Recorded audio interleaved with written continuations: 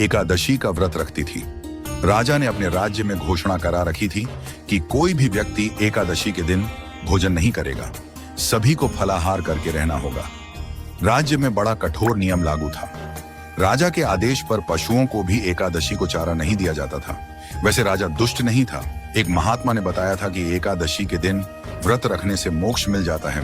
राजा ने महात्मा जी की बात अधूरी सुनी और उसने सोचा कि क्यों ना स्वयं को और प्रजा दोनों को मोक्ष दिलाया जाए, ताकि बार बार जन्म लेने के झंझट से छुटकारा मिल जाए। इसीलिए राज्य में एकादशी के व्रत का कठोर नियम प्रजा और यहाँ तक कि मवेशियों पर भी लागू था। एक दिन दूसरे राज्य का एक व्यक्ति राजा के पास आकर बोला, महाराज, कृपा करके मुझे नौकरी पर रख लें। दयालु राजा उसे नौकरी देने को राजी हो गया, लेकिन उसने उस व्यक्ति के सामने एक शर्त रखी कि एकादशी को खाने को अन्न नहीं मिलेगा।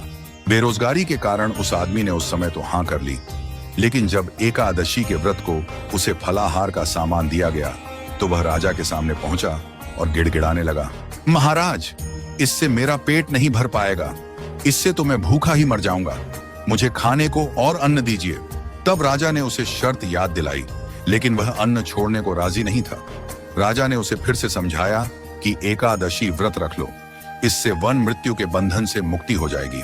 लेकिन वह एक ही रट लगाए हुए था, महाराज, मैं यदि भूख से मरा तो आपको दोष लगेगा। मजबूरन राजा ने उसे और अन्न दिया। वह रोज की तरह नदी पर पहुंचा, स्नान कर भोजन पकाया। फिर उसने भगवान को पुकारा, आओ भगवान, भोजन तैयार है। भगवान चतुर्भुज रूप में आए, प्रेम से भोजन किया, फिर अंतर ध्यान हो गए। भगवान को भोजन कराने के बाद वह आदमी अपने काम पर चला गया। 15 दिन बाद फिर एकादशी आई। इस बार उस व्यक्ति ने राजा से दुगुना अन्न मांगा। राजा ने कारण पूछा तो उसने बताया कि मेरे साथ में भगवान भी भोजन करते हैं, इसीलिए हम दोनों के लिए यह सामान पूरा नहीं होता। मैं तो पिछली एकादशी को भूखा ही रह गया। राजा को लगा कि यह इंसान तो बड़ा ही पेटू है, भगवान के नाम पर अन्न मांगे ही जा रहा है, लेकिन अब भगवान के नाम पर अन्न मांगा है तो देना ही पड़ेगा। राजा ने परेशान होते हुए अपने नौकरों से कहा, इसे दुगना अन्न दे दो। 15 दिन बाद फिर एकादशी आई। वह फिर राजा के पास पहुंचा और इस बार उसने राजा से पिछली एकादशी से भी दुगुना अन्न मांगा। इस बार भी उस व्यक्ति ने कहा कि भगवान भी उसके साथ भोजन करते हैं, इसलिए भोजन कम पड़ जाता है। ये सब बातें सुनकर राजा को क्रोध आया। वह बोला, मैं नहीं मान सकता कि भगवान तुम्हारे साथ भोजन करते हैं। मैं तो इतना व्रत रखता हूँ, पूजा करता हूँ, पर भगवान ने मुझे अभी तक दर्शन नहीं दिए और तुम्हारे जैसे पेटू के साथ हर एकादशी को भोजन करते हैं। तुम झूठ बोलकर अन्न मत मांगो। राजा की बात सुनकर वह व्यक्ति बोला, राजन, यदि आपको विश्वास न हो तो आप खुद देख लें। राजा एक पेड़ के पीछे छिपकर बैठ गया।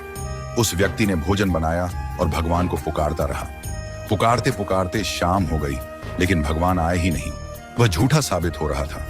तब उस व्यक्ति ने परेशान होकर कहा, हे भगवान, यदि आप नहीं आए तो मैं नदी में कूदकर अपनी जान दे दूंगा।